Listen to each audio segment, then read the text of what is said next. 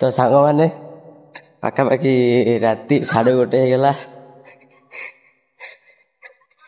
ରାତି 1:30 ହେଇଗଲାଣି।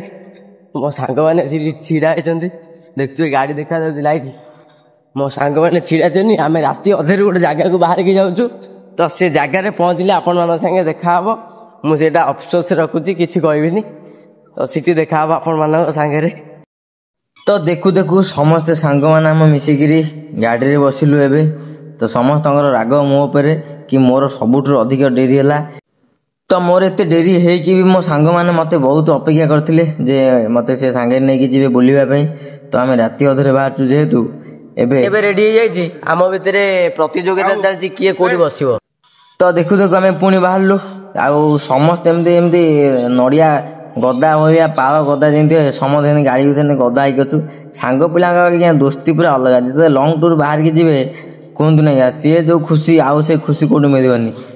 ଯେତେ ଦିନ ପରେ ମାନେ ଯେତେ ସାଙ୍ଗସାଥି ସମସ୍ତେ ସାଙ୍ଗ ହୁଅନ୍ତି, ସାଙ୍ଗ ପିଲା ହିଁ ଜାଣିଥିବେ ଆଜ୍ଞା ଖୁସିଟା କେମିତିଆ ଲାଗେ ସାଙ୍ଗ ପିଲାଙ୍କ ସାଙ୍ଗେ ଥିଲେ।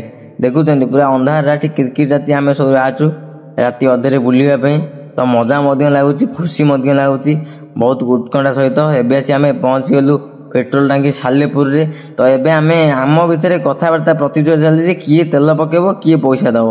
ତ ମୁଁ ତ ଆଜ୍ଞା ଟଙ୍କାଟା ଦେବାର ନାହିଁ, ମୋ ସାଙ୍ଗମାନଙ୍କୁ ମୁଁ ଟଙ୍କାଟା ଦେବିନି। ମୁଁ ଖାଲି ଯିବି ସେମିତି ମାଗଣା ଖାଇବି ଆଉ ମାଗଣା ବୁଲିକି ଆସିବି। ତ ଏମିତି କଥାବାର୍ତ୍ତା ଭିତରେ ମଧ୍ୟ ଆମ ଗାଡ଼ିରେ ସେପଟେ ଭାଇନା ଟାଙ୍କି ଫୁଲ କରୁଛନ୍ତି। ତ ଗାଡ଼ିରେ ଯେହେତୁ ତେଲ ପଡ଼ିଲା ମୋ ସାଙ୍ଗ ତାର ପଇସା ଦେଇଦେଲା। ଟିକେ ସେଠୁ ସାଇଡ଼ କରିକିରି ଆମେ ଆଉ ଟିକେ ସାଇଡ଼ ହେଇକି ଆସି ପୁଣି ଗାଡ଼ିରୁ ସମସ୍ତେ ବାହାରିଲୁ, ଟିକେ କଥାବାର୍ତ୍ତା ହେଲୁ। ତାପରେ ପୁଣି ଆମେ ଚାଲିଲୁ କଟକ ଅଭିମୁଖେ। ତ ଏବେ ଆମେ ଆସିକି ପହଞ୍ଚିଲୁଣୁ ପାଖାପାଖି। ଫାଇନାଲ ଏବେ ଆପଣ ଜାଣନ୍ତୁ ଯେ ଆମେ ଆସିଥିଲୁ ପୁରୀ। ତ ପ୍ରଭୁଙ୍କର ଡୋରି ଲାଗିଥିଲା, ତ ସେଥିପାଇଁ ସମସ୍ତେ ଆମେ ସାଙ୍ଗ ହେଇକିରି ବହୁତ ଦିନ ପରେ ପୁରୀ ଆସିଛୁ। ଆଉ ପ୍ରଭୁଙ୍କର ଆଶୀର୍ବାଦ ଅଛି ଆମ ଉପରେ। ନମସ୍କାର, ଜୟ ମା ଶାରଦା। ସାଙ୍ଗମାନେ କେମିତି ଅଛନ୍ତି ଆପଣମାନେ? ଆଶା କরি ଆପଣମାନେ ଭଲ ଥିବେ। ମୁଁ ପୁରା ବଢ଼ିଆ ଅଛି। ତ ପ୍ଲାନିଂ ହେଇଥିଲା ଫାଇନାଲି ପୁରୀ ଆସିବାର। ଦେଖନ୍ତୁ ଏବେ ମୁଁ ପୁରୀ ଗେଟ୍ ପାଖରେ ପହଞ୍ଚି ଯାଇଛି। ତ ସାଙ୍ଗମାନେ ଆମର ଆମେ ଟିକେ ରହିଗଲୁ ବାଟରେ, ଚା ଟିକେ ପିଇବା।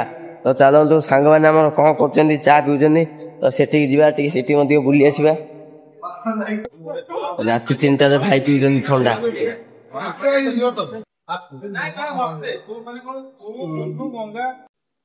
ତ ଆମେ ଆସି ଦୋକାନରେ ପହଞ୍ଚି ଯାଇଛୁ। ଭାଇଙ୍କର ଫରମାଇଶ ହଉଛି ଭାଇ କ'ଣ ପିଇବ? ତ ରାତି 4টাରେ ଆମେ ପିଉଛୁ ଥଣ୍ଡା। ତ ଯାହା କୁହନ୍ତୁ ଆଜ୍ଞା, ସାଙ୍ଗ ପିଲା ଆଉ ପିଲା ବେଳର ସାଙ୍ଗ ଯଦି ଆପଣଙ୍କ ପାଖରେ ଥିବେ ସେ ଖୁସି ଆଜ୍ଞା ପୁରା ଅଲଗା ପ୍ରକାର ଖୁସି, ସବୁଠାରୁ ମାନେ ଜୀବନ ଦିଆନିଆ ଖୁସି। ଦେଖୁ ଦେଖୁ ଆଜ୍ଞା ଆମେ ଆସିକି ପୁରୀ ରୋଡ଼ରେ ପହଞ୍ଚିଗଲୁ। ଆଉ ସକାଳ ଭୋର ସମୟଟା ରାତି 4ଟା ସମୟ, 4ଟାରୁ 5ଟା ଭିତରେ ହେବ। ତ ଯେହେତୁ ଆସି ପହଞ୍ଚିଗଲୁ, ଆଉ ଦେଖୁଥିବେ ତ ଏଇଟା ହେଉଛି ବଡ଼ ଦାଣ୍ଡର ଷ୍ଟାର୍ଟିଂଟା, ବସ୍ ଷ୍ଟାଣ୍ଡ ପାଖ। ତ ଧୀରେ ଧୀରେ ଆମେ ଆଗକୁ ଚାଲିଲୁ ଗଡ଼ି।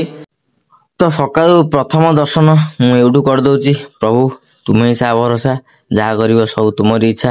ତ ଦେଖୁ ଦେଖୁ ଆମେ ଗୋଟେ ଅଟୋଟେ ପାଇଲୁ ଭିତରୁ, ଯେହେତୁ ଗାଡ଼ି ଯିବା ପାଇଁ ଏଣ୍ଟ୍ରି ନଥିଲା। ତ ସେଇଠିକାର ଅଟୋ ଗୋଟେ ପାଇଲୁ, ତା ସାଙ୍ଗରେ ଆମେ ବସିକିରି ନଦା ନଦୀ ହେଇକିରି ବସ୍ତା ଭଳିଆ ଆଗକୁ ଚାଲିଲୁ। ତ ଦେଖୁ ଦେଖୁ ଆସି ଆମେ ପହଞ୍ଚିଲୁ ବଡ଼ଦାଣ୍ଡରେ। ଦେଖନ୍ତୁ ଏଇଟା ବଡ଼ଦାଣ୍ଡର ବାଟଟା ଆଜି ସାଇଡ଼ରେ ଯିବା କଥା। ତ ଏଇଠି ଆମେ ଆସି ପହଞ୍ଚିଗଲୁ। ତ ଆପଣମାନେ ମଧ୍ୟ ଆସନ୍ତୁ ବୁଲିବା ପାଇଁ। ତ ବହୁତ ଭଲ ଲାଗିବ, ଆଉ ବହୁତ ଭଲ ପରିବେଶ ମଧ୍ୟ ଅଛି, ଦେଖିପାରୁଥିବେ। ଏଇଟା ହେଉଛି ସକାଳ ପାଖାପାଖି 7ଟା ବାଜିଛି। ତ ଆମର ବହୁତ କିଛି ମଧ୍ୟ ପ୍ଲାନିଂ ଅଛି। ପ୍ରଭୁଙ୍କ ଦେଖିପାରୁଥିବେ କେତେ ମନଲୋଭା ଦୃଶ୍ୟ ପ୍ରଭୁ ଜଗନ୍ନାଥଙ୍କ ସକାଳୁ ସକାଳୁ ପୁରୀରେ। ତ ଆମେ ଦର୍ଶନ ମଧ୍ୟ ଶେଷ କରିସାରିଲୁଣି। ଏବେ ବାହାରୁଛୁ କୋଣାର୍କ ଯିବା ପାଇଁ।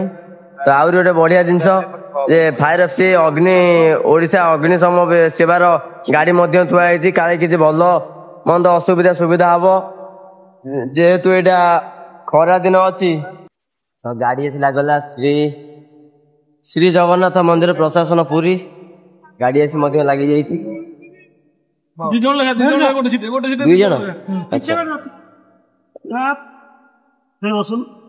ବସିଲି ଠିଆ ହେଇଯିବା। ତ ମନ୍ଦିରରୁ ବାହାରି ଆସିସାରିଲା ପରେ ସିଧା ଆମେ ବାହାରିଲୁ କୋଣାର୍କ ରୁଟରେ। ଆମେ ଏବେ ଯାଉଛୁ କୋଣାର୍କ ରୁଟରେ। ଦେଖିପାରୁଥିବେ ଦୁଇ ସାଇଡରେ ଯେମିତି ଗଛ ହେଇଛି, ପୁରା ଗାଁ ଗାଁ ଭଳି ଫିଲ୍ ହଉଛି, ବହୁତ ବଢିଆ ଲାଗୁଛି। ତ ଦେଖୁ ଦେଖୁ ଆମେ ଆସି ସି ବିଚରେ ପହଞ୍ଚିଗଲୁ। ତ ସି ବିଚରେ ମୋ ସାଙ୍ଗମାନେ ଗାଧୁଆ ପାଧୁଆ କରୁଛନ୍ତି, ତ ମୁଁ ଏଠି ଟିକେ ଗଡୁଛି ବାଲିରେ, କାହିଁକିନା ଥଣ୍ଡା ଲାଗୁଛି ଦେହଟା। ଆଉ ଦେଖୁଛନ୍ତି ପାର୍କିଂ ଏଇଟା ଅଛି ଆମର। ଆମେ ଏବେ ଫେରିଲୁ। ତ ଫେରିଲା ପରେ ପ୍ରଥମ ପଇଲା ଗୋଟେ ବଡ ଟ୍ରାଫିକଟେ। ତ ସେ ଟ୍ରାଫିକରେ ପାଖାପାଖି 20 ମିନିଟ୍ ଠିଆ ହେଲୁ। 20 ମିନିଟ୍ ଛିଡା ହେଇସାରିବା ପରେ ସେ ଟ୍ରାଫିକରେ ଆମକୁ ସେ ଛାଡିଲା। ତ ଗାଡିଟା ଯେହେତୁ ଜାମ୍ ରହୁଛି, ସନ୍ଧ୍ୟା ସମୟ ହେଇଗଲାଣି, ସେଥିପାଇଁ ଗାଡି ବହୁତ ଜାମ୍ ରହୁଛି। ଆମରି ଭଳିଆ କେତେ ଗାଡି ଏମିତି ଆସିଛି। ତ ତାପରେ ଆମେ ଆସି ଦେଖନ୍ତୁ ଏବେ ପହଞ୍ଚି ଯାଇଛୁ ଭୁବନେଶ୍ୱରରେ। ସିଧା ଭୁବନେଶ୍ୱରରୁ ସିଧା ବାହାରୁଛୁ ଏବେ ଗାଁ କୁ ଯିବା ପାଇଁ। ତ ସକାଳ ସକାଳ ପାଗଟା ପୁରା ବଢିଆ ପାଗ ଦେଇଛି, ମେଘୁଆ ପାଗ କରିଛି। ତ ଆପଣ ମାନଙ୍କୁ କେମିତି ଭିଡିଓଟି ଲାଗିଲା ନିହାତି ଭାବରେ କହିବେ। ଆଉ ଆପଣ ମାନେ କେବେ ଆସୁଛନ୍ତି ପୁରୀ ବୁଲିବା ପାଇଁ ନିହାତି ଭାବରେ କମେଣ୍ଟରେ କହିବେ। ତ ମୁଁ ତ ଯାଇଥିଲି ବୁଲିବା ପାଇଁ, ମୁଁ ମଧ୍ୟ ମୋ ସାଙ୍ଗମାନଙ୍କ ସହିତ ବୁଲିବାଲି ଆସିଲି। 2 ଦିନ ହବ ବୁଲିକିରି ପୁରା ହତାଶ। ଏବଂ ଆସିକି ପହଞ୍ଚିଯାଇଛି ଆମ ଘର ପାଖରେ, ଯାଉଛି ରାସ୍ତାରେ।